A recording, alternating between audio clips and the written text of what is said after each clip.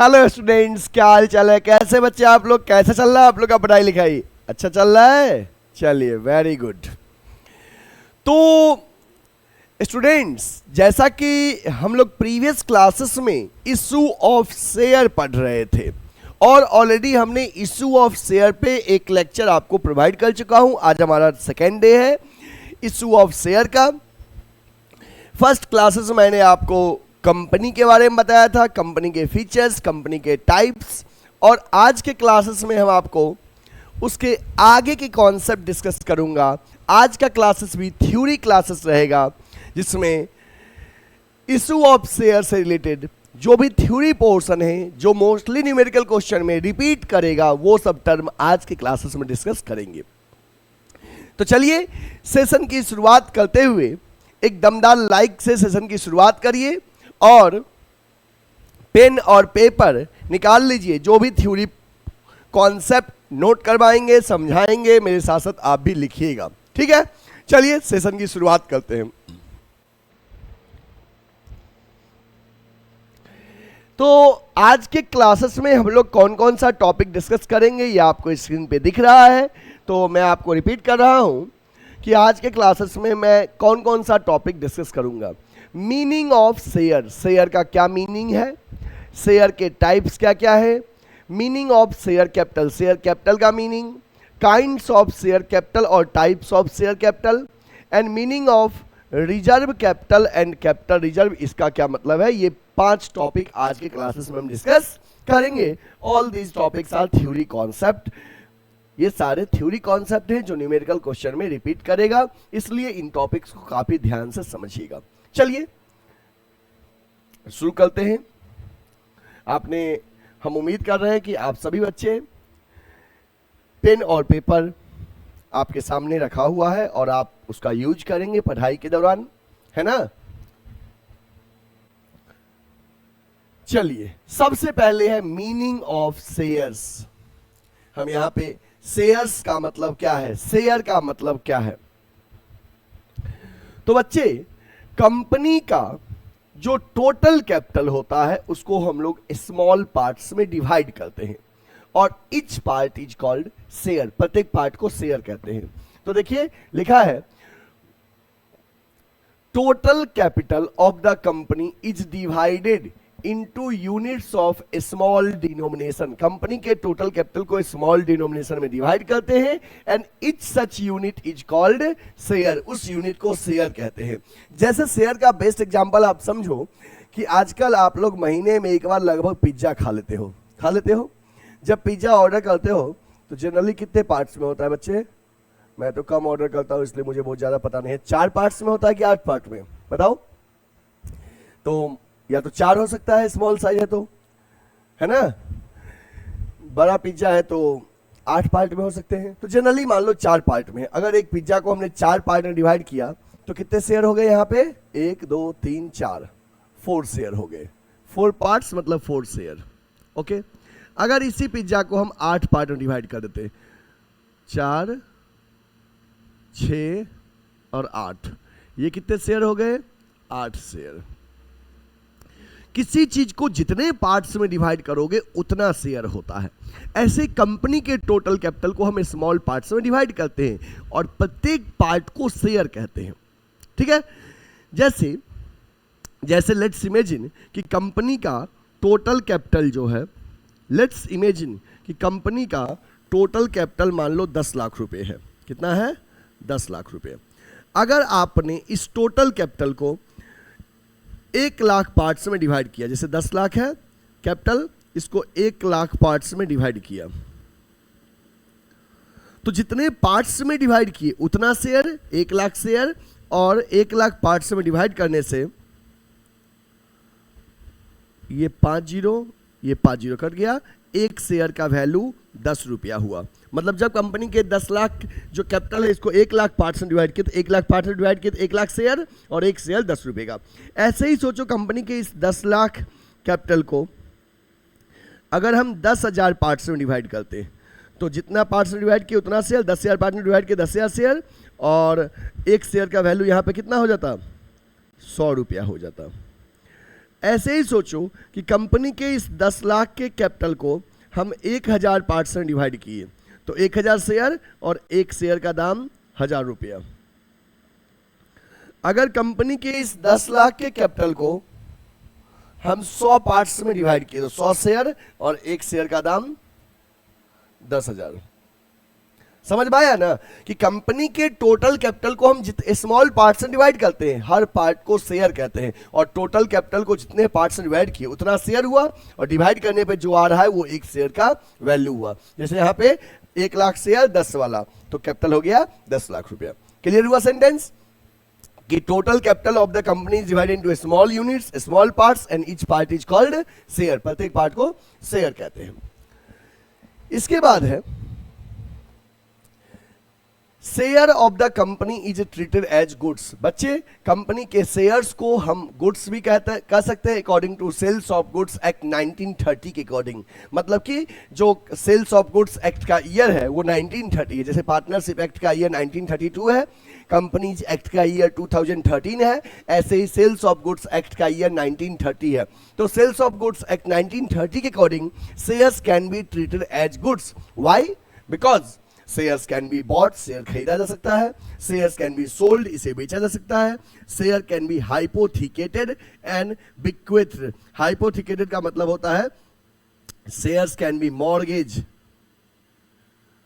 Shares को आप गिरवी रख सकते हो। जब आप बैंक से लोन लेते हो ना, तो आप जैसे अपने जमीन का कागजात, बिल्डिंग का कागजात गिरवी रखते हैं जब लोन लेते हैं, तो गोल्ड गिरवी रखते हैं लोन के अगेंस्ट, ऐसे ही आप शेयर को भी बैंक में गिरवी के तौर पे शेयर सर्टिफिकेट को रख सकते हो लोन के अगेंस्ट। तो share can be hypothecated, it can be mortgage, गिरवी रख सकते हैं जब हम लोन लेते हैं तो कोलेटरल सिक्योरिटी के तौर पे। और शेयर कैन बी बिक्वेथ, शेयर को हम अपने किसी मतलब जैसे बिक्वेथ का मतलब होता है वसीयत, हम किसी को ट्रांसफर कर सकते हैं। जैसे हम कहते हैं ना, मेरे मरने के बाद मेरा संपत्ति इसका हो जाएगा, तो ऐसे ही कोई कह सकता है कि मेरे मरने के बाद मेरा शेयर इस पर्सन का हो जाएगा, मतलब उसको ट्रांसफर कर सकते हैं। ठीक है, तो इसलिए इसको गुड्स भी माना गया है। तो हम कुल मिला के ये 2 पॉइंट इंपॉर्टेंट था कि शेयर क्या होता है, total capital of the company is divided into small units, small denomination, and each such unit is called share. यहाँ पे जैसे 4 शेयर, यहाँ पे 8 शेयर, समझ में आ गया ना। हर पार्ट जो है यहाँ पे एक शेयर है। क्लियर है? ओके, चलिए नोट करना चाहते हैं, नोट कर लीजिए। डन? ओके। आफ्टर दैट अब हमारा नेक्स्ट टॉपिक है टाइप्स ऑफ शेयर। शेयर तो हम पढ़ लिए कि कंपनी के टोटल कैपिटल को स्मॉल पार्ट्स में डिवाइड करते हैं, प्रत्येक पार्ट को शेयर कहते हैं। अब शेयर के टाइप्स के बारे में डिस्कस कर लेते हैं।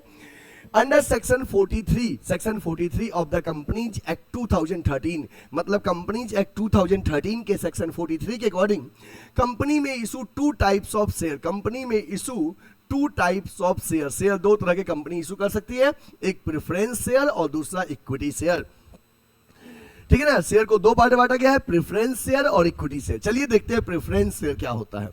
प्रेफरेंस शेयर नामी है प्रेफरेंस शेयर। तो preference share gets 2 priority over equity share, over equity share. बच्चे, प्रेफरेंस शेयर को इक्विटी शेयर के कंपैरिजन में 2 प्रायोरिटी मिलता है, 2 प्रेफरेंस मिलता है।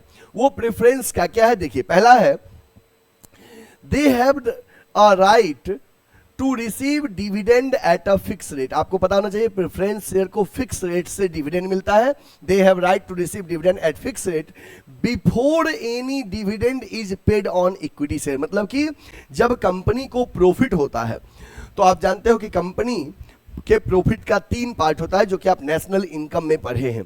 क्या क्या होता है बताएंगे? कंपनी को जो प्रॉफिट होता है उसका 3 पार्ट क्या क्या होता है, बता सकते हैं तो बताइए। प्रॉफिट के 3 पार्ट क्या क्या होगा? तो प्रॉफिट का 3 पार्ट होगा। एक होगा कॉर्पोरेट टैक्स, क्या होगा? Corporate tax. दूसरा होगा डिविडेंड, और तीसरा होगा रिटेन्ड अर्निंग। क्या होता है? Retained earning. इसका कई सारे नाम है, undistributed profit, flowing back of profit, corporate saving, है ना। चलिए, तो हम कुल मिला के इस पॉइंट की बात कर रहे थे कि कंपनी को जो प्रॉफिट होता है, तो उस प्रॉफिट में से कुछ पोर्शन कंपनी शेयर होल्डर्स को डिस्ट्रीब्यूट करती है, और जो पोर्शन डिस्ट्रीब्यूट करती है उसे डिविडेंड कहते हैं, हिंदी में लाभांश कहते हैं। क्या कहते हैं? लाभांश, लाभ में हिस्सा। ओके, तो अब कंपनी को जो प्रॉफिट होगा तो कंपनी उस प्रॉफिट का जो पोर्शन शेयर होल्डर्स को डिस्ट्रीब्यूट करती है उसे डिविडेंड कहते हैं। मतलब कि कंपनी शेयर पे शेयर होल्डर्स को डिविडेंड देती है। दो तरह के शेयर होल्डर्स है, एक इक्विटी और दूसरा प्रेफरेंस। तो प्रेफरेंस शेयर को जो डिविडेंड देती है उसका रेट फिक्स होता है, जबकि इक्विटी शेयर होल्डर्स का रेट ऑफ डिविडेंड फिक्स नहीं होता है।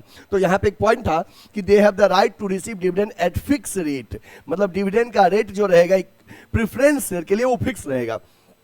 ठीक है, ये पॉइंट क्लियर है। इसके बाद कि and before any dividend paid on equity share. अब देखो यहाँ पे कि अब सवाल है कि डिविडेंड देना है, इक्विटी को भी देना है, प्रेफरेंस को भी देना है, तो पहले किसको मिलेगा? पहले प्रेफरेंस शेयर को मिलेगा। इसलिए कहा गया है कि fix rate before any dividend paid on equity share, equity share से पहले प्रेफरेंस शेयर को मिलेगा। एक प्रायोरिटी ये हो गया। दूसरा कि when the company is wound up, जब कंपनी बंद होगी, they have a right to return of capital before of equity share. मतलब कि जब कंपनी बंद होगी तो सारा सामान बेचा जाएगा, जिन जिन लोगों से पैसा लिया गया क्रेडिटर का पैसा रिटर्न किया जाएगा, लोन सब का पैसा वापस किया जाएगा, ओनर्स का कैपिटल रिटर्न किया जाएगा। तो पहले किसका? इक्विटी का कि प्रेफरेंस का? पहले प्रेफरेंस शेयर होल्डर से कैपिटल रिटर्न किया जाएगा, देन इक्विटी शेयर का। क्लियर? तो प्रेफरेंस शेयर को दो प्रायोरिटी मिलता है, एक डिविडेंड के केस में कि इक्विटी से पहले प्रेफरेंस को मिलेगा, और दूसरा मिलता है कैपिटल रीपेमेंट के टाइम में कि जब कंपनी बंद होगी तो पहले कैपिटल प्रेफरेंस शेयर का रिटर्न किया जाएगा, आफ्टर दैट इक्विटी शेयर का। तो ये पॉइंट क्लियर हो गया कि शेयर दो तरह के हम लोग को पढ़ना है, preference share, equity share. Preference share को दो प्रायोरिटी मिलता है एज कंपेयर टू इक्विटी, एक डिविडेंड में और दूसरा कैपिटल रीपेमेंट में। नोट करना है तो नोट कर लीजिए। डन? Okay, next. अब हम बात करते हैं, अभी हमने प्रेफरेंस शेयर के बारे में तो पढ़ लिया, अब हम बात करेंगे प्रेफरेंस शेयर के टाइप्स। प्रेफरेंस शेयर को कितने पार्ट्स में बांटा गया है, चलिए देखते हैं। टाइप्स और classes of preference share. Preference share में be classified into 4 categories. Preference share को 4 कैटेगरी के अकॉर्डिंग बांटा गया है, 4 तरह से। On the basis of payment of dividend, dividend के बेसिस पे अगर बात करें तो प्रेफरेंस शेयर को दो पार्ट में बांटा गया डिविडेंड के बेसिस पे। एक है क्यूमुलेटिव प्रेफरेंस शेयर और दूसरा है नॉन क्यूमुलेटिव प्रेफरेंस शेयर। एक है क्यूमुलेटिव और दूसरा है नॉन क्यूमुलेटिव, डिविडेंड के बेसिस पे। अब सवाल है क्यूमुलेटिव प्रेफरेंस शेयर क्या होता है, नॉन क्यूमुलेटिव प्रेफरेंस शेयर क्या होता है। समझिए बच्चे, ऐसे प्रेफरेंस शेयर होल्डर्स जिनको उनके डिविडेंड का अरियर, पिछला डिविडेंड लॉस वाले ईयर्स में अगर कभी नहीं मिला है, उस ईयर का अरियर एक्यूमुलेट होके, ऐड होके आगे फ्यूचर ईयर में मिलता है, उसे क्यूमुलेटिव कहते हैं। और जिन प्रेफरेंस शेयर होल्डर्स को लॉस वाले ईयर का डिविडेंड आगे कैरी ऑन होके नहीं मिलता है, उसे नॉन क्यूमुलेटिव कहते हैं। तो क्यूमुलेटिव में आप पॉइंट लिख सकते हो, arrear of dividend accumulate, arrear of dividend accumulate. जैसे मान लो बच्चे कि किसी ने 1 लाख रुपए का प्रेफरेंस शेयर परचेज किया, 10% प्रेफरेंस शेयर ऑफ 1 लाख। जैसे मान लो आपने 1 लाख रुपए का प्रेफरेंस शेयर परचेज किया 10% वाला, दिस 10% इंडिकेट्स दैट कंपनी आपके इस प्रेफरेंस शेयर पे 10% डिविडेंड देगी। ये जो प्रेफरेंस शेयर के आगे प्रीफिक्स के तौर पे जो परसेंटेज लगा रहेगा, इट मीन्स कंपनी इस परसेंटेज से आपको डिविडेंड देगी। तो 1 लाख का 10%, 10,000 मिलेगा आपको। 2019 में मान लो आपको ये 10 के मिल गया, ठीक है। 2020 में कंपनी को लॉस हुआ तो आपको नहीं मिल पाया कोविड ईयर में। 2021 में भी लॉस हुआ तो कोविड ईयर में आपको ये नहीं मिल पाया। 2022 में जब कंपनी को प्रॉफिट होगा तो पहले आपको 2020 वाला 10,000, फिर उसके बाद 2021 वाला 10,000, फिर 2022 वाला 10,000। मतलब कि ये एक्यूमुलेट होके, ऐड होके मिलेगा। मतलब कि क्यूमुलेटिव प्रेफरेंस शेयर होल्डर्स अगर आप हो तो जिस ईयर में लॉस की वजह से कंपनी आपको नहीं दे पाया था, जैसे यहाँ पे इस वाले ईयर में नहीं दे पाया था, इस वाले ईयर में लॉस की वजह से नहीं दे पाया था, तो ये एड ऑन होके आगे जब कंपनी को प्रॉफिट होगा, तो अगर आप क्यूमुलेटिव प्रेफरेंस शेयर होल्डर्स हो तो प्रीवियस ईयर का जो अरियर था, ये अरियर था जो नहीं मिल पाया था, ये आपको फ्यूचर ईयर में मिलेगा before any dividend is paid to equity share.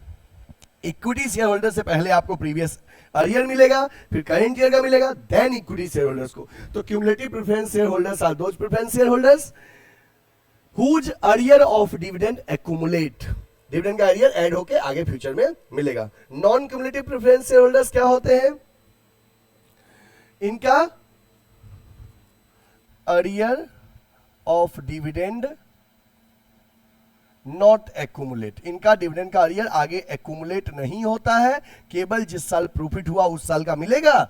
जैसे यहाँ पे 20-21 में प्रॉफिट नहीं हुआ तो ये वाला डिविडेंड नॉन क्यूमुलेटिव में आगे कैरी ऑन नहीं होगा, 22 में बस 22 वाला ही मिलेगा। मतलब नॉन क्यूमुलेटिव में अर्लियर ऑफ डिविडेंड एक्यूमुलेट नहीं होता है। ठीक है, ओके। तो डिविडेंड के बेसिस पे दो तरह था, क्यूमुलेटिव और non cumulative.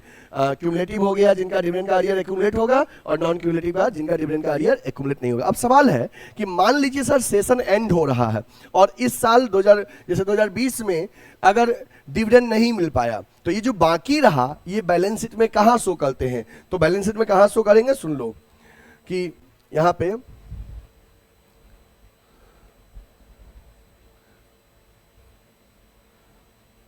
Earlier of dividend on cumulative, एक सेकंड, अर्लियर ऑफ डिविडेंड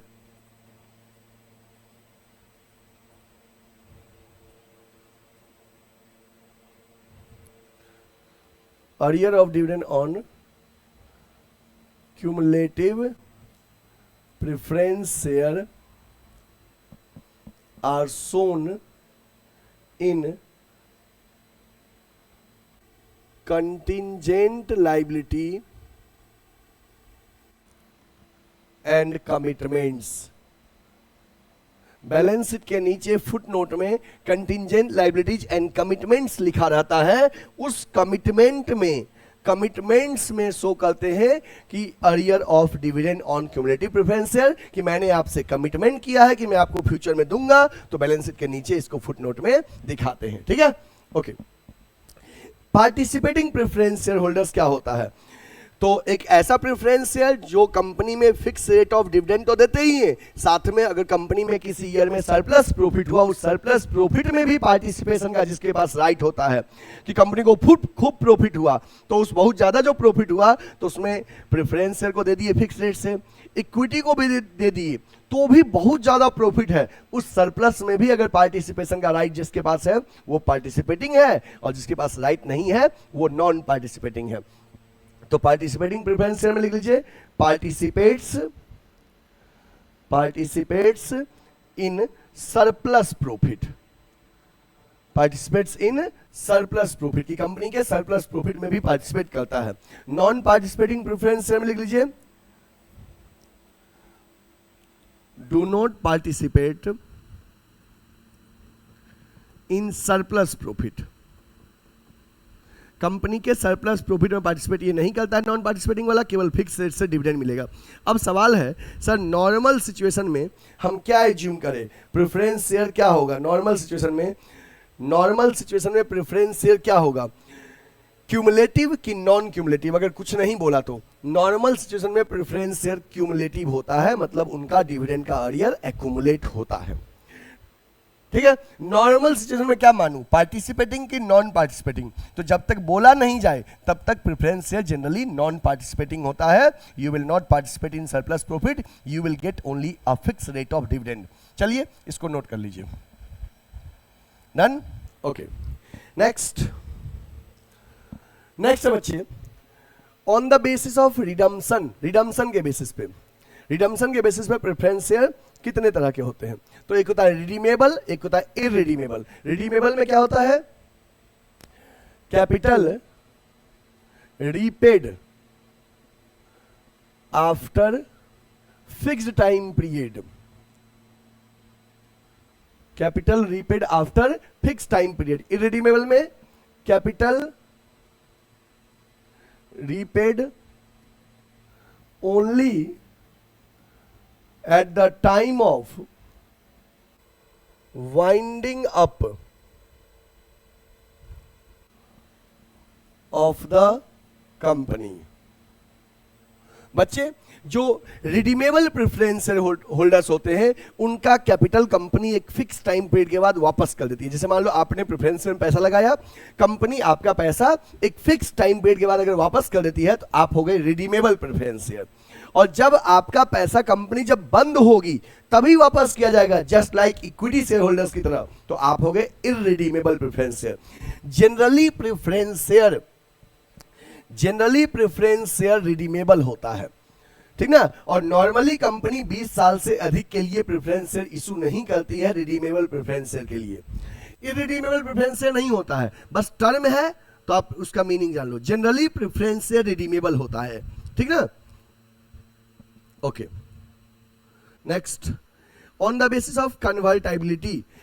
एक होता है कन्वर्टाइबल, दूसरा होता है नॉन कन्वर्टाइबल। बच्चे जिन प्रेफरेंस शेयर होल्डर्स के पास ये राइट है कि बाद में आप अपने प्रेफरेंस शेयर को इक्विटी शेयर में भी कन्वर्ट कर सकते हैं, कन्वर्जन का राइट है, तो वो हो गए कन्वर्टाइबल प्रेफरेंस शेयर। जिन प्रेफरेंस शेयर होल्डर्स पास ये राइट नहीं है अपने प्रेफरेंस शेयर को इक्विटी में कन्वर्ट करने का, वो हो गए नॉन कन्वर्टाइबल। तो लिखिए convertible preference share, right to convert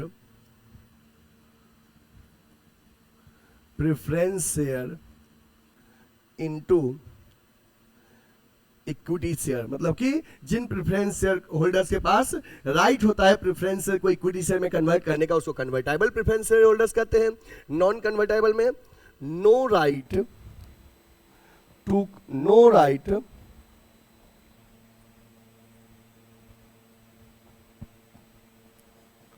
convert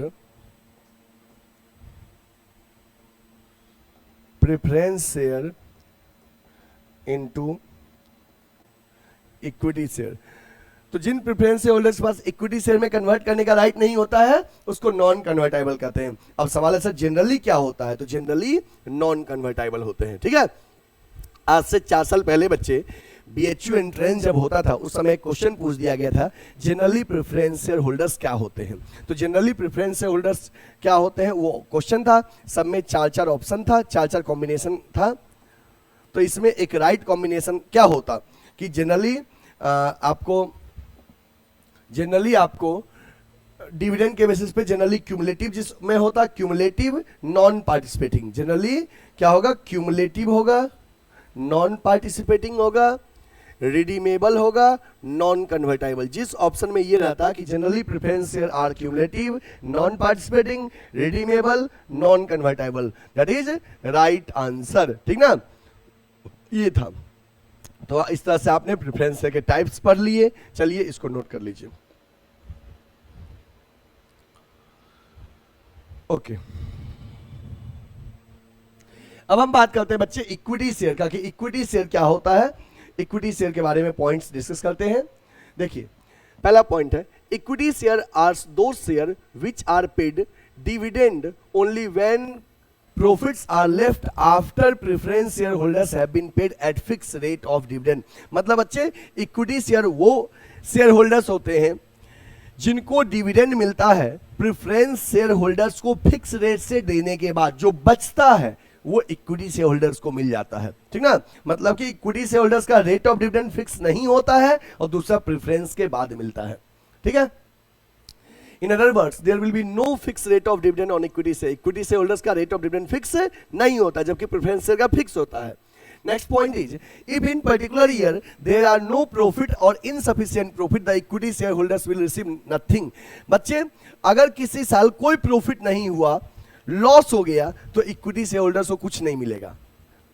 समझ बात ना कि इक्विटी शेयर होल्डर्स को प्रॉफिट वाले ईयर में ही मिलेगा, बट प्रेफरेंस तो क्या है, प्रॉफिट नहीं हुआ तो भी ये अर्यर आगे कैरी ऑन होगा in case of cumulative preference share, और जनरली तो क्यूमुलेटिव ही होता है प्रेफरेंस शेयर, ठीक है।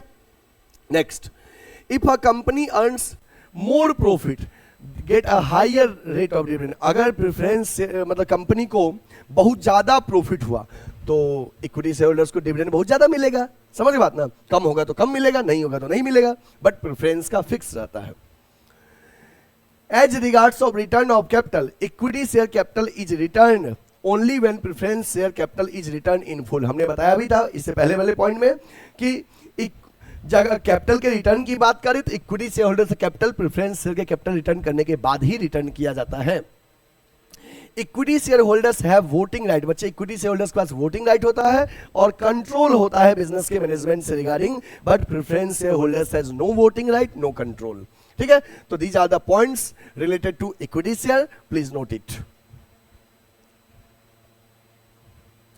ओके, आफ्टर दैट अब हम डिस्कस करते हैं equity share and preference share में डिफरेंस, कि इक्विटी शेयर और प्रेफरेंस शेयर का डिफरेंस पढ़ते हैं। चलिए, तो difference between preference share and equity shares, यहां पे डबल एस है, सिंगल एस होगा।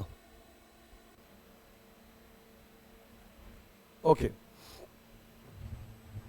Basis of distinction preference share और इक्विटी शेयर में, पहला बेसिस है रेट ऑफ डिविडेंड। तो बच्चे प्रेफरेंस शेयर में जो डिविडेंड का रेट रहेगा वो फिक्स रहेगा और इक्विटी शेयर होल्डर्स में रेट ऑफ डिविडेंड फिक्स नहीं होता है।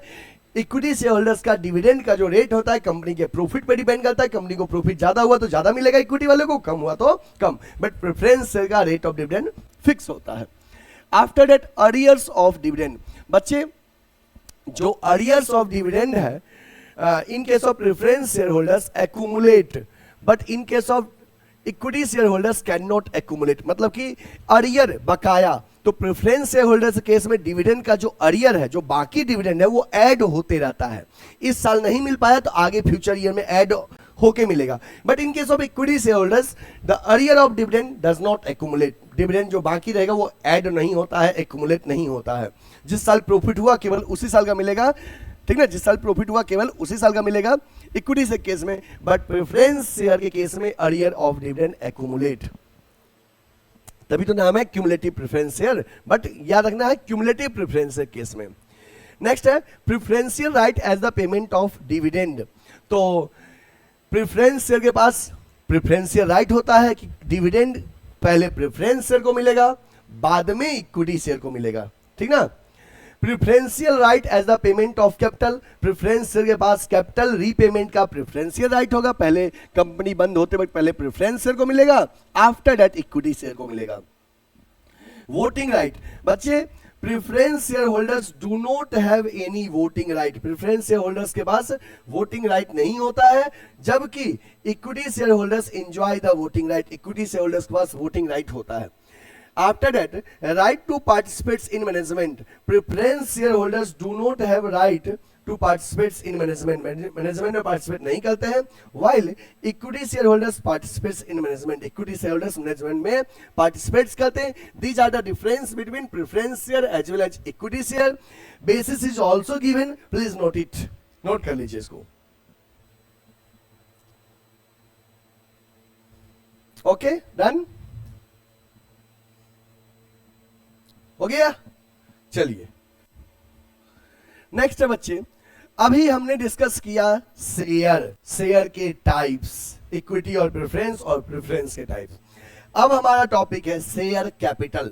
शेयर कैपिटल क्या होता है, ठीक है, चलिए। और शेयर कैपिटल में जो जो टर्म सब बताएंगे काफी अच्छे से ध्यान देके सुनिएगा, क्योंकि ये सब टर्म आपके न्यूमेरिकल क्वेश्चन में रिपीट करेगा, तो इसलिए बच्चे ध्यान अच्छे से दीजिएगा। चलिए शेयर कैपिटल की बात करते हैं। शेयर कैपिटल क्या होता है? Share capital means capital raised by the company by issue of share, मतलब कंपनी पब्लिक को शेयर इशू करती है, शेयर ऑफर करती है, तो पब्लिक को जब शेयर इशू करती है उससे जो फंड रेज करती है उसे शेयर कैपिटल कहते हैं। मतलब कि capital raised bye the company by issuing share, company share issue करके जो फंड रेज करती है उसको शेयर कैपिटल कहते हैं, ठीक है। शेयर क्या था कि टोटल कैपिटल को स्मॉल पार्ट में बांटते हैं, ईच पार्ट को शेयर कहते हैं, और वो शेयर जब पब्लिक को इशू करते हैं तो उससे जो पैसा आता है उसे शेयर कैपिटल कहते हैं, ठीक है। आफ्टर दैट है, ये पॉइंट क्लियर था शेयर कैपिटल का, ठीक है। लिखा है many individuals and institutions contribute varying some of company's capital yet there is no separate account for each of these individuals or institution. There is one consolidated capital account is called share capital account. Share capital तो समझ में आ गया कि public को share issue करके company जो fund raise करती है उसे शेयर कैपिटल कहते हैं. इसके बाद है कि कंपनी में कई इंडिविजुअल्स, कई ऑर्गेनाइजेशन कंपनी के शेयर परचेज करती है. तो हर इंडिविजुअल के लिए अलग अलग कैपिटल अकाउंट ना बना के, जैसे आपने इससे पहले पार्टनरशिप फर्म पढ़े थे, पार्टनरशिप फर्म में X capital, Y capital, Z capital सबका कॉलम बना रहे थे. यहाँ पे क्या है, कंपनी का अकाउंट है, सब इंडिविजुअल्स के लिए अलग अलग अकाउंट ना बना के एक ही अकाउंट बनेगा, that is share capital account. कुछ क्लियर हो रहा है कि पार्टनरशिप फर्म में जैसे आपने एक्स के लिए, वाई के लिए, जेड के लिए अलग अलग कॉलम बनाते थे डेबिट में, क्रेडिट में, बट कंपनी में यहां पे क्या होगा, अलग अलग कॉलम ना बन के वन कंसोलिडेटेड कैपिटल अकाउंट, सबके लिए एक ही कैपिटल अकाउंट बनेगा, that is share capital account, that is share capital account. ठीक ना. तो कंपनी जब शेयर इशू करती है तो पब्लिक से शेयर इशू करके जो फंड रेज की उसे शेयर कैपिटल कहते हैं. और शेयर कैपिटल में कई लोगों का कंट्रीब्यूशन होता है कंपनी में, कोई एक इंडिविजुअल का नहीं होता है, सिंपली कई इंडिविजुअल्स होता है, ग्रुप ऑफ ऑर्गेनाइजेशन होता है. तो उन सब के लिए एक कॉमन अकाउंट बनाते हैं ओवरऑल कैपिटल के लिए, that is share capital account. ठीक है, चलिए नोट कर लीजिए इसको.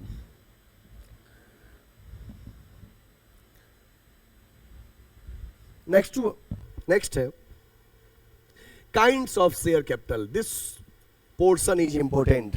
सबसे पहले इस पोर्शन का आप क्या करो, कॉपी पे इसको नोट करिए, फिर समझाएंगे. पहले इसको कॉपी पे नोट करिए सही बच्चे.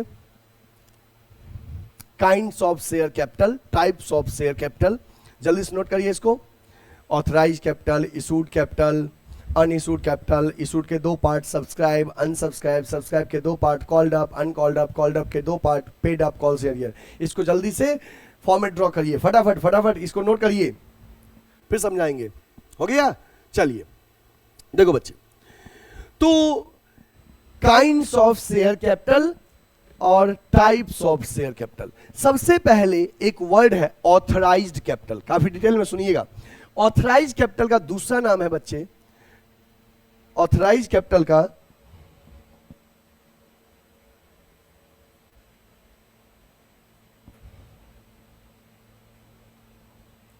दूसरा नाम है रजिस्टर्ड कैपिटल. ऑथराइज कैपिटल का दूसरा नाम है रजिस्टर्ड कैपिटल या नॉमिनल कैपिटल. ऑथराइज का अदर नेम है रजिस्टर्ड कैपिटल या नॉमिनल कैपिटल. अब सवाल है सर ये ऑथराइज कैपिटल क्या होता है. सुनो, authorise capital is the maximum amount of share capital which a company can raise by issuing shares to the public during its life time. मतलब पूरे लाइफ टाइम में कंपनी पब्लिक को share issue करके जितना फंड रेज कर सकती है उसे ऑथराइज कैपिटल कहते हैं. This is the maximum limit of issue of share during its life time. पूरे कंपनी के लाइफ टाइम में कंपनी पब्लिक को शेयर इशू करके कितना फंड रेज कर सकती है उसे ऑथराइज कैपिटल कहते हैं. ये कैपिटल जो है जब कंपनी का रजिस्ट्रेशन होता है उसी समय फिक्स्ड हो जाता है, जल्दी इसको चेंज नहीं किया जाता है. पहले ही आप सोच लो कि आपको किस लेवल का कंपनी बनना है, कितना पैसा चाहिए आपको शेयर इशू करके पूरे लाइफ टाइम में, उसे ऑथराइज कैपिटल कहते हैं. आपको रजिस्ट्रेशन चार्ज भी कंपनी का ऑथराइज कैपिटल के अकॉर्डिंग ही देना पड़ेगा. ठीक ना. तो ऑथराइज कैपिटल को हम लोग रजिस्टर्ड कैपिटल इसलिए कहते हैं ताकि क्योंकि ये कंपनी के रजिस्ट्रेशन के टाइम में फिक्स होता है. और कंपनी के रजिस्ट्रेशन के टाइम में 3 डॉक्यूमेंट बनता है, एक प्रोस्पेक्टस, दूसरा आर्टिकल्स ऑफ एसोसिएशन और तीसरा मेमोरेंडम ऑफ एसोसिएशन MOA. तो कंपनी के एक डॉक्यूमेंट है MOA, मेमोरेंडम ऑफ एसोसिएशन. इसमें कई सारे क्लॉज होते हैं, उसमें एक क्लॉज है कैपिटल क्लॉज, याद होगा. MOA में कई सारे क्लॉज थे, name clause, registered office clause, liabilities clause, capital clause, subscription clause, कुछ याद आ रहा है, ऑब्जेक्ट क्लॉज. तो कंपनी का MOA एक डॉक्यूमेंट है, उस MOA में कैपिटल क्लॉज में कंपनी का मैक्सिमम कैपिटल लिखा होता है और उस मैक्सिमम कैपिटल को ऑथराइज कैपिटल कहते हैं. मतलब ऑथराइज्ड मींस मैक्सिमम कंपनी के पास कितना शेयर रेज करने का ऑथोरिटी है, इसी को ऑथराइज्ड कैपिटल कहते हैं। कुछ क्लियर हुआ कि कंपनी पूरे लाइफ टाइम में मैक्सिमम शेयर इशू करके कितना फंड रेज कर सकता है, उस कैपिटल को ऑथराइज्ड कैपिटल कहते हैं, उसी को रजिस्टर्ड कैपिटल कहते हैं, उसी को नॉमिनल कैपिटल कहते हैं। ये कंपनी का जो डॉक्यूमेंट है एमओए, इसके कैपिटल क्लॉज में लिखा रहता है। ठीक है, अब सुनो, एक इमेजिनरी हम एग्जांपल ले लेके आपको समझाते हैं। मान लीजिए, लेट्स इमेजिन कि कंपनी पूरे लाइफ टाइम में 1000 शेयर इशू करेगा, एक शेयर 10 रुपए वाला। इमेजिन करने को कह रहा हूं, तो कंपनी का ऑथराइज कैपिटल कितना हो गया? 10,000। अगर पूरे लाइफ टाइम में कंपनी शेयर इशू करके 10,000 रेज कर सकता है, तो ये 10,000 हो गया कंपनी का ऑथराइज कैपिटल। 10,000 जो रेज करेगा वो भी 1000 शेयर 10 रुपए वाला। तो कंपनी अगर पूरे लाइफ टाइम में 1000 शेयर इशू करके 10 रुपीज वाला के हिसाब से, मतलब एक शेयर 10 रुपए का है, 10,000 रेज कर सकता है, तो वो 10,000 ऑथराइज कैपिटल है। क्या समझ में आया ऑथराइज कैपिटल के बारे में? कि सर ये मैक्सिमम लिमिट होता है शेयर इशू करने का। मैक्सिमम कंपनी शेयर इशू करके कितना फंड रेज कर सकता है, इसको ऑथराइज कैपिटल कहते हैं। ऑथराइज कैपिटल को इस रजिस्टर्ड कैपिटल और नॉमिनल कैपिटल भी कहते हैं। ये कंपनी के एमओए में कैपिटल क्लॉज में रजिस्टर्ड होता है ना? ओके, अब जा सोचो कि जरूरी तो नहीं है कि कंपनी का जो ऑथराइज कैपिटल है वो पूरा पूरा एक ही बार में इशू करके फंड रेज कर लो। अब हमारी मैक्सिमम ये कैपेसिटी है, मैक्सिमम अमाउंट है, इतना इशू करना है। उस समय से अभी हमको शुरुआत में कुछ पैसे की नीड है, ताकि हम कंपनी के कई सारे फिक्स एसेट्स परचेज कर सके। वर्किंग कैपिटल के लिए हमें पैसे चाहिए, तो शुरुआत में हम अपने मैक्सिमम लिमिट में से कुछ शेयर इशू करेंगे एज पर आवर नीड। तो जो पब्लिक को ऑथराइज कैपिटल का जो पार्ट पब्लिक को ऑफर करते हैं कि भैया हमारा शेयर खरीद लो, जो ऑफर किए उसे इशूड कैपिटल कहते हैं। और जो अभी नहीं ऑफर किए हैं, बाद में later on as per need जब रिक्वायरमेंट होगा तब इशू करेंगे, उसे अनइशूड कैपिटल कहते हैं। इसी टेबल को हम आगे कैरी ऑन करते चलेंगे, जो हम आपको फिगर बताए हैं, इमेजिनरी फिगर मानने को कहा हूं कि मान लीजिए कंपनी 1000 शेयर इशू कर सकता है, 10 रुपए वाला, तो 10,000। इसमें से मान लीजिए अगर कंपनी पूरा ही 1000 शेयर इशू कर दे, तो ऑथराइज और इशूड बराबर हो गया, कुछ भी अनइशूड नहीं रहा। लेकिन अभी हमको हर टर्म तक पहुंचना है, जानबूझ के हम कम कम लेते चलेंगे ताकि हर टर्म को हम आपको समझा सके। तो मान लीजिए इन 1000 में से कंपनी 800 शेयर पब्लिक को ऑफर कर दी 10 रुपए वाला, तो 8000 हो गया इशूड कैपिटल, 8000 हो गया इशूड कैपिटल। 200 शेयर अभी ऑफर नहीं किए हैं, बाद में जब कंपनी को नीड होगी तब ऑफर किया जाएगा। वो 200 शेयर इंटू 10 2000 हो गया।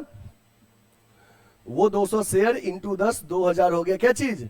Unissued capital. समझ में आ गया? ऑथराइज कैपिटल मैक्सिमम अमाउंट है शेयर कैपिटल रेज करने का, उसमें से जो पार्ट पब्लिक को अभी ऑफर किया गया दैट इज इशूड कैपिटल। जो अभी नहीं किया गया है ऑफर, बाद में एज पर सिचुएशन जब रिक्वायरमेंट होगा तब ऑफर करेंगे, दैट इज अनइशूड कैपिटल। ठीक है, अब ये अनइशूड है, बाद में इशू किया जाएगा एज पर, और पैसे की जब नीड होगी तो फिर और इशू किया जाएगा, दैट इज अनइशूड। अब जो इशू किए पब्लिक को 8000 शेयर, तो इसमें दो पॉसिबिलिटीज है। या तो पब्लिक ने मेरा पूरे 8000 शेयर सब्सक्राइब कर लिया, मतलब परचेज कर लिया पब्लिक, दैट इज सब्सक्राइब कर लिया, या जितना इशू किए उससे कम सब्सक्राइब हुआ। दोनों पॉसिबिलिटीज हैं। तो अगर जितना हम इशू किए 800 शेयर, 8000 नहीं 800 शेयर, 8000 तो अमाउंट है, 10 से मल्टीप्लाई करने के बाद 800 शेयर जो पब्लिक को इशू किए, अगर पूरा पब्लिक 800 शेयर परचेज कर लिया, तो 800 इंटू 10 8000 सब्सक्राइब कैपिटल हो जाएगा, इशूड और सब्सक्राइब बराबर हो जाएगा। लेकिन अगर पब्लिक जितना हम इशू किए उससे कम परचेज किया, तो जितना परचेज किया वो सब्सक्राइब्ड, और जो परचेज नहीं किया वो अनसब्सक्राइब्ड। ठीक ना?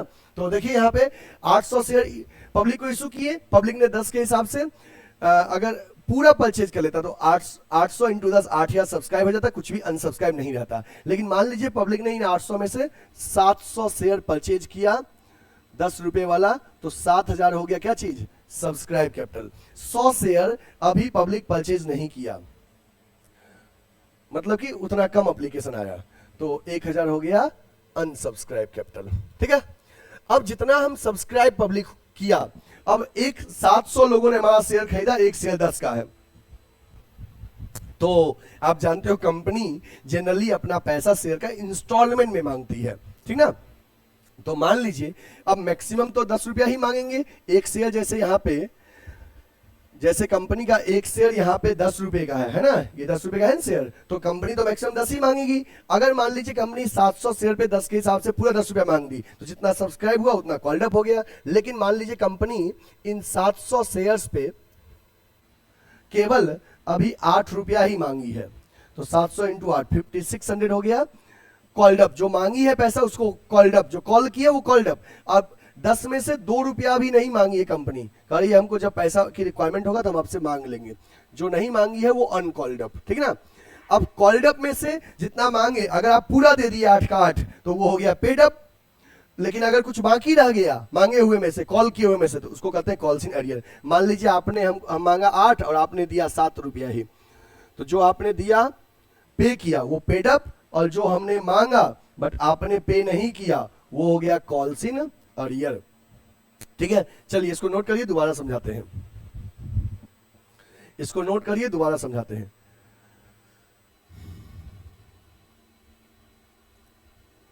देखो हो गया। देखो सबसे पहले कंपनी का होता है एक ऑथराइज कैपिटल। ऑथराइज कैपिटल को हम लोग रजिस्टर्ड कैपिटल या नॉमिनल कैपिटल भी कहते हैं। ऑथराइज कैपिटल कंपनी के एमओए में कैपिटल क्लॉज में लिखा रहता है। अब आपको समझ में आ रहा है कि अच्छा ऑथराइज कैपिटल के 2 पार्ट, एक इधर और एक इधर। ऑथराइज कैपिटल का जो पार्ट पब्लिक को ऑफर किया गया, दैट इज इशूड, जो अभी ऑफर नहीं किया गया, बाद में और पैसे की जब नीड पड़ेगी तब ऑफर करेंगे, दैट इज अनइशूड। अब जितना इशू किए पब्लिक उसमें से जितना परचेज किया, दैट इज सब्सक्राइब। जो हमने इशू किया लेकिन पब्लिक परचेज नहीं किया उसको अनसब्सक्राइब। मान लो 800 शेयर इशू किए, 700 शेयर पब्लिक परचेज कर लिया, तो 700 इंटू एक शेयर का वैल्यू 10, 7000 हो गया सब्सक्राइब कैपिटल। इस इशू में से 100 शेयर पब्लिक नहीं परचेज किया, वो हो गया अनसब्सक्राइब, जो सब्सक्राइब नहीं हुआ। अब सब्सक्राइब जो 10 रुपया के अकॉर्डिंग शेयर हुआ है, 700 शेयर 10 के हिसाब से, जो पैसा उसमें से पब्लिक से मांगेंगे, अगर पूरा 700 में 10 का 10 मांग लेंगे तो सब्सक्राइब और कॉल्ड अप बराबर हो जाएगा, कुछ भी अनकॉल्ड अप नहीं रह जाएगा। लेकिन जितना हम इस 10 में से मांगेंगे वो कॉल्ड अप, और जो अभी नहीं मांगे हैं वो अनकॉल्ड अप।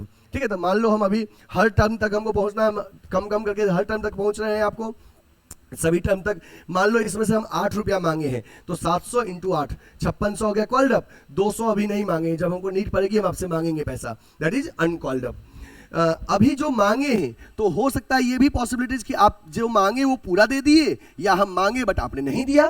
तो अगर हम 700 शेयर 8 के हिसाब से मांगे और आपने पूरा दे दिया, जितना कॉल किया उतना दे दिया, तो 700 इंटू 8 हो जाएगा पेड अप। लेकिन तो अनकॉल्ड अनपेड को ही कॉल इन एरियर बोले, कुछ भी अनपेड नहीं रह जाएगा। लेकिन हमने मांगा 8, आपने दिया 7, जो रुपया आपने दिया वो पेड अप।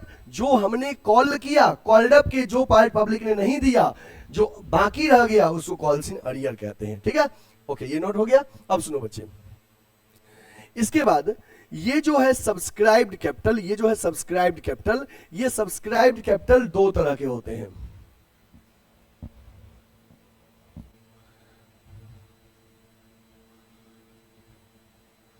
सब्सक्राइब्ड कैपिटल जो होता है ये 2 तरह का होता है। एक होता है subscribed and fully paid up, और दूसरा होता है subscribed but not fully paid up. एक होता है subscribe and fully paid up, दूसरा होता है subscribe but not fully paid up. Subscribe and fully paid up क्या होता है? Subscribe and fully paid up का मतलब होता है जब जितना शेयर पब्लिक ने सब्सक्राइब किया, हम पूरा फुल फेस वैल्यू मांगे शेयर होल्डर से और पूरा पब्लिक ने दे दिया। हमने मांगा और पब्लिक ने दे भी दिया, that is subscribe and fully paid up. जैसे मान लो बच्चे, जैसे मान लो पब्लिक ने सब्सक्राइब किया 700 शेयर, हमने पूरे 700 शेयर पे 10 रुपए के हिसाब से 10 रुपया हमने मांगा और पब्लिक ने दे भी दिया, कुछ भी बाकी नहीं है। तो ये हो गया 7000 हो गया subscribe and fully paid up. ठीक है, 700 इंटू 10 7000 हो गया subscribe and fully paid up. Subscribe but not fully paid up में 2 सिचुएशन होते हैं। Subscribe but not fully paid up में 2 सिचुएशन होते हैं, ध्यान दीजिएगा। Subscribe but not fully paid up में या तो हमने पूरा मांगा ही नहीं, जैसे 700 शेयर पे हम 8 ही रुपया मांगे, है ना, 700 शेयर पे 10 में से हम 8 रुपया ही पब्लिक से क्या किए हैं, मांगे हैं, या तो हमने पूरा मांगा ही नहीं। ठीक है, तो ये पहले ही चला गया subscribe but not fully paid up में। हमने मांगा ही नहीं पूरा तो आपने दिया ही नहीं, जो हमने मांगा वो दिया। इट डज नॉट मीन्स जो हमने मांगा वो दिया। ध्यान रखना, हम पूरा मांगे हैं और आपने पूरा फुल फेस वैल्यू दिया है, तभी वो subscribe and fully paid up है। But not fully paid up में या तो फुल फेस वैल्यू हमने मांगा ही नहीं, पहला कैटेगरी, कम मांगे हैं फेस वैल्यू से, तो वो but not fully paid up में आ गया, ठीक है। या हमने मांगा, कंपनी ने मांगा बट आपने पे नहीं किया, हमने मांगा 10, आपने दिया 9 रुपया, तो but not fully paid up में, ठीक है। तो subscribe and fully paid up में ध्यान रखना है कि when full face value of the shares has been called by the company and also paid by the shareholders, that is subscribe and fully paid up. Subscribe but not fully paid up में दो situation, कि इधर company does not call full face value, company पूरा नहीं मांगा, या company called full face value but shareholders does not paid some part of face value, कुछ नहीं पे किया, या तो हमने पूरा मांगा नहीं या हमने मांगा आपने दिया नहीं पैसा, तो but not fully paid up में दो सिचुएशन, ठीक है। ओके, तो ये हो गया, ये पॉइंट आपको समझ में आ गया। याद रखना, कंपनी के शेयर कैपिटल में, कंपनी के शेयर कैपिटल में बैलेंस शीट में जो फिगर शो होता है, बैलेंस शीट में वो पेड अप वैल्यू शो होता है। कौन सा वैल्यू? पेड अप वैल्यू, ठीक ना। कंपनी के शेयर कैपिटल में बैलेंस शीट में जो फिगर शो होता है वो पेड अप वैल्यू, ये पेड अप कैपिटल शो होता है। चलिए इसको नोट कर लीजिए, done, okay. Next, reserve capital क्या होता है बच्चे? चलिए रिजर्व कैपिटल हम देखते हैं, रिजर्व कैपिटल क्या होता है। अक्सर दो टर्म हम बताएंगे, एक रिजर्व कैपिटल और एक कैपिटल रिजर्व। अक्सर बच्चे उसमें कंफ्यूज होते हैं और आप ध्यान से सुनना, रिजर्व कैपिटल क्या होता है। लिखा है, it refers to the portion of uncalled share capital which shall not be called by the company except in the winding up. एक सेंटेंस समझना, जैसे मान लो कंपनी का एक शेयर 10 रुपए का है, कंपनी 10 रुपए में से 8 रुपया कंपनी मांग चुकी है, कॉल्ड अप 8 मांग चुकी है, तो 2 रुपया अनकॉल्ड अप है, अनकॉल्ड अप है, अनकॉल्ड अप है 2 रुपया। अब it refers to portion of uncalled share capital, जो अनकॉल्ड शेयर कैपिटल है इसका कुछ पोर्शन कंपनी ने डिसाइड किया कि शेयर होल्डर से नहीं मांगा जाएगा, है ना। हो सकता है कंपनी को एक्सपेंशन की नीड नहीं है और पैसे की नीड नहीं है, कंपनी सोचा हम जैसे चल रहे हैं वैसे चलते रहेंगे, अब हमें जो बाकी पैसा है उसका कुछ पोर्शन हम पब्लिक से नहीं मांगेंगे। हाँ, मांगेंगे केवल एक सिचुएशन में, जब कंपनी बंद होगी और क्रेडिटर्स को पे करने के लिए पैसा कम पड़ेगा, तब वो अनकॉल्ड पोर्शन मांगेंगे, उससे पहले नहीं मांगेंगे। तो portion of uncalled share capital which shall not be called by the company except in the event of winding up, that portion is called reserve capital. जैसे मान लो यहाँ पे कंपनी दो जो बाकी उसमें से 1 रुपया आगे मांग सकती है और 1 रुपया कंपनी ने डिसाइड किया ये नहीं मांगा जाएगा पब्लिक से, तो अनकॉल्ड का जो पोर्शन पब्लिक से नहीं मांगा जाएगा उस पोर्शन को रिजर्व कैपिटल कहते हैं। क्लियर? केवल वाइंडिंग अप में मांगा जाएगा। It is not necessary to create reserve capital, reserve capital create करना कंपलसरी नहीं है, इसके लिए एक रिजोल्यूशन की रिक्वायरमेंट होती है रिजर्व कैपिटल क्रिएशन के लिए।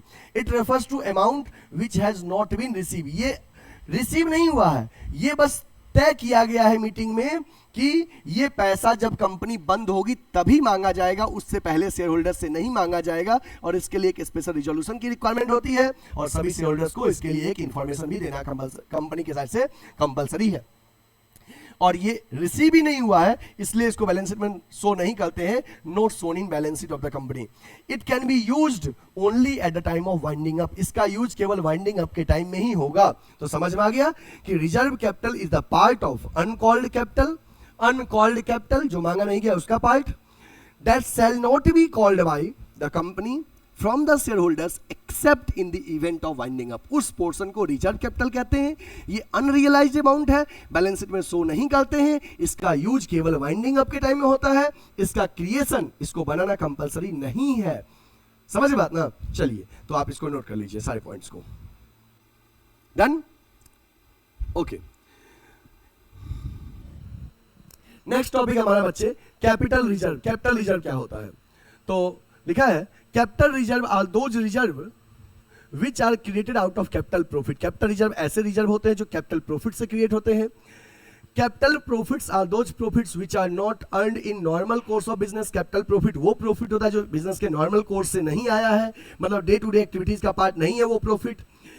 These reserves can not be utilise for distribution of dividend. Capital reserve का यूज आप डिविडेंड डिस्ट्रीब्यूशन के लिए यूज नहीं कर सकते हैं, शेयर होल्डर्स को डिविडेंड डिस्ट्रीब्यूट करने के लिए इस्तेमाल नहीं कर सकते हैं।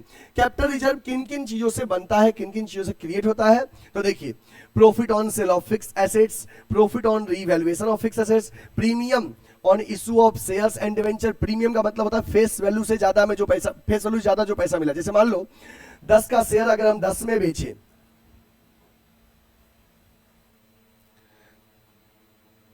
10 का शेयर अगर हम 10 रुपए में बेचे तो इसको बोलते हैं एट पार, पार में इशू किया गया।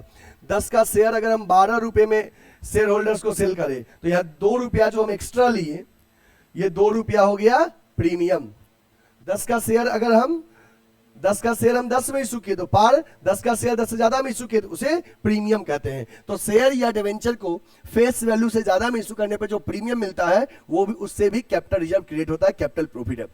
Profit on redemption of debenture, debenture का रिडम्पशन मतलब रीपेमेंट, जब डिवेंचर होल्डर्स का पैसा वापस करते हैं तो उससे अगर कुछ हमको प्रॉफिट होता है उसको भी हम कैपिटल रिजर्व में शो करते हैं। Profit earned by company prior to incorporation, मतलब कंपनी के इनकॉर्पोरेशन सर्टिफिकेट लेने से पहले जो प्रॉफिट होगा इससे भी कैपिटल रिजर्व क्रिएट होता है। Profit on forfeiture and re issue of share, share को कैंसिल करने पे, फॉरफिट करने पे जो फायदा होता है, जैसे आगे पढ़ोगे कि शेयर होल्डर्स अगर पैसा नहीं देगा मांगने पे, उनका शेयर फॉरफिट करेंगे, कैंसिल करेंगे, तो उससे कुछ फायदा होगा री इशू करने में और फॉरफीचर में, वो भी कैपिटल प्रॉफिट है, कैपिटल रिजर्व का पार्ट है। आगे लिखा है capital reserves are shown in on the liability side of balance sheet under the head reserve and surplus. Balance sheet जब पढ़ोगे कंपनी का तो उसमें एक बैलेंस शीट में रिजर्व एंड सरप्लस आएगा। रिजर्व एंड सरप्लस में कैपिटल रिजर्व को शो करते हैं। ठीक है, चलिए इसको नोट कर लीजिए, थ्योरी पोर्शन था। ओके, अब ऐसे कोई भी स्टूडेंट्स जो हमसे ऑफलाइन पढ़ना चाहते हो, बच्चे आपको हमारे ऑनलाइन लेक्चर समझ में आता है, आप किसी दूसरे कोचिंग में पढ़ रहे हो, समझ में वहां पे नहीं आ रहा, आप हमारे यहाँ ज्वाइन कर सकते हो। आप ऑनलाइन लेक्चर देख के अदर स्टेट में हो, वहां पे ऑफलाइन सेंटर अवेलेबल नहीं है, आप वाराणसी आइए और गुडविल एडुकेयर का ऑफलाइन सेंटर ज्वाइन कीजिए। कोई भी बच्चा जो हमारे ऑफलाइन सेंटर को ज्वाइन करना चाहता है स्क्रीन पे दिए हुए नंबर पे हमें कॉल या व्हाट्सएप करो। इसके साथ ही हमारे ऑफलाइन सेंटर को विजिट कर सकते हैं। आप गूगल मैप पे लिखिए गुडविल एडुकेयर, आपको हमारा ऑफलाइन सेंटर का लोकेशन आ जाएगा। वाराणसी में लंका पे हमारा ऑफलाइन सेंटर है, लंका पे रविदास गेट है बीएचयू के पास, रविदास गेट के अंदर एंट्री लेंगे, 100 मीटर बाद लंका थाना, थाना के जस्ट बगल में मेन रोड पे गुडविल एडुकेयर का ऑफलाइन सेंटर है। हमारे ऑफलाइन सेंटर में 11th एंड 12th कॉमर्स का कोर्सेज चलता है। 11th एंड 12th कॉमर्स में कोई भी बोर्ड हो, चाहे सीबीएसई हो, आईएससी हो, स्टेट बोर्ड हो, सभी बोर्ड का इंग्लिश मीडियम में classes 11th and 12th commerce का होता है। सभी सब्जेक्ट होगा, account, economics, business, applied math, English, सभी सब्जेक्ट का क्लासेस हमारे ऑफलाइन सेंटर में चलता है। साथ ही सीयूईटी का भी हम लोग प्रिपरेशन करवाते हैं। जिन बच्चे का एम बीएचयू है, डीयू है, इलाहाबाद यूनिवर्सिटी में पढ़ना है, इनके लिए बीकॉम और एमकॉम एंट्रेंस का बैचेज हमारे यहाँ रेगुलर चलता है। साथ ही BCom first second third year का भी रेगुलर क्लासेस हमारे यहाँ प्रोवाइड होता है।